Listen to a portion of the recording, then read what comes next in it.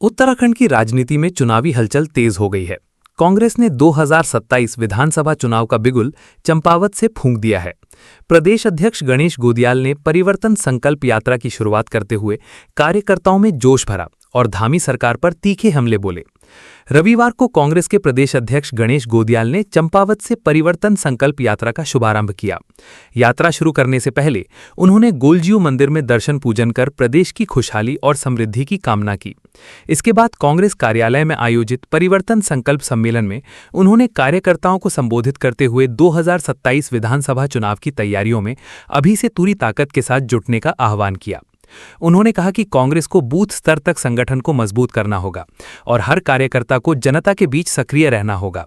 गोदियाल ने दावा किया कि 2027 में उत्तराखंड में कांग्रेस की सरकार बनेगी। उन्होंने कहा कि चंपावत विधानसभा सीट का प्रदेश की राजनीति में विशेष महत्व रहा है और जब जब यहां कांग्रेस जीती है तब तब प्रदेश में कांग्रेस की सरकार बनी है। इस दौरान उन्होंने धामी सरकार पर जमकर निशाना साधा। गोदियाल ने आरोप लगाया कि शारदा कॉरिडोर और चल्थी क्षेत्र में अवैध खनन धड़ल्ले से हो रहा है, लेकिन सरकार इस पर प्रभावी कार्रवाई करने में विफल रही है। उन्होंने यह भी कहा कि शारदा कॉरिडोर के निर्माण कार्यों के ठेके बाहरी कंपनियों को दिए गए, जबकि स्थानीय युवाओं को रोजगार में प्राथमिकता मिलनी चाहिए थी। उनका दावा था कि यदि सरकार चाहती तो इस परियोजना के जरिए हजारों स्थानीय युवाओं को रोजगार मिल सकता था। मुख्यमंत्री पुष्कर सिंह धामी के उस बयान का भी जिक्र करते हुए, जिसमें उन्होंने चंपावत को स्विट्जरलैंड बनाने की बात कही थी, गोदियाल ने तंज कसते हुए कहा कि वह खुद देखने आए हैं कि आखिर चंपावत कितना स्विट्जरलैंड बन पाया है। परिवर्तन संकल्प यात्रा के जरिए कांग्रेस ने साफ संकेत दे दिया है कि 2027 के विधानसभा चुनाव को लेकर उसने चुनावी मैदान में पूरी ताकत के साथ उतरने की तैयारी शुरू कर दी है। अब देखना होगा कि यह यात्रा प्रदेश की राजनीति में कितना असर छोड़ती है।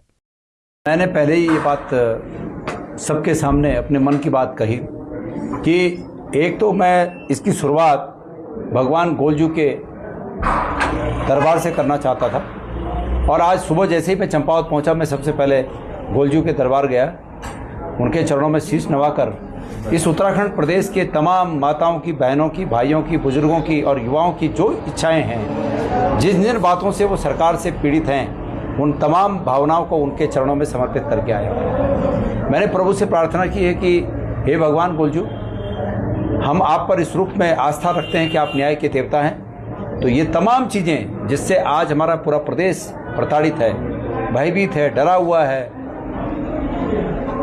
तानाशाही सरकार की चल रही है, इससे मुक्ति दिलाना। तो एक तो ये कारण है यहाँ से, और दूसरा निश्चित रूप में मुख्यमंत्री जी के विधानसभा क्षेत्र है। मैं यहाँ देखने आया था कि मुख्यमंत्री जी ने कहा था कि मैं इसको क्या बना दूंगा, स्विट्जरलैंड बना दूंगा।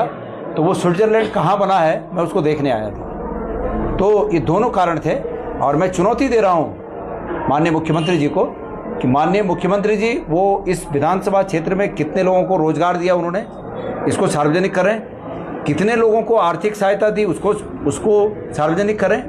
और इसको भी सार्वजनिक करें कि आधारभूत विकास के क्षेत्र में जो बातें उन्होंने स्विट्जरलैंड बनाने की ओर इस विधानसभा क्षेत्र के लिए कहा था कि इसको आगे हम बढ़ाएंगे उस ओर, उसके लिए उन्होंने क्या क्या काम किया, इसको सार्वजनिक उन्होंने करना चाहिए। देखिए, मैं उनके उठाए गए प्रश्न पर इतना कहना चाहता हूं कि अगर इस उत्तर से वो समाधान मिल रहा हो तो अच्छी बात है। वो ये है कि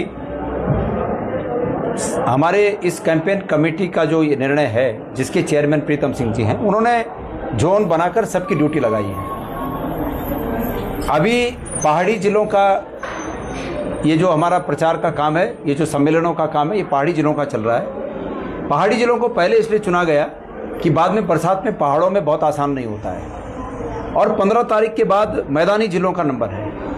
तो निश्चित रूप में कैंपेन कमेटी के चेयरमैन प्रीतम सिंह जी ने ये सोच समझ कर किया होगा कि कुछ लोगों को मैदान में और कुछ लोगों को पहाड़ में काम पर लगाया जाए। जहाँ तक जिन नेताओं की अभी ड्यूटी लगी हैं, उनमें आरएजीवी हैं, तो सभी लोग मैं समझता हूँ कि इस काम में लगे हुए हैं।